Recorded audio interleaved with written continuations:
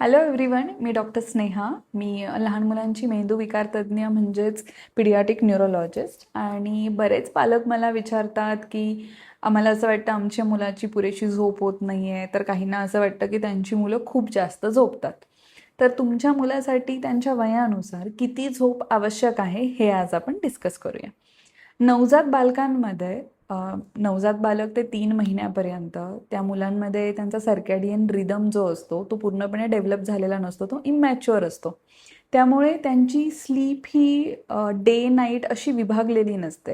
ते छोट्या छोट्या स्मॉल पिरियडमध्ये 2 ते 3 तासांच्या स्मॉल पिरियडमध्ये झोपतात आणि त्यांना वारंवार फिडिंगसाठी उठावं लागतं. हे कम्प्लिटली नॉर्मल असतं.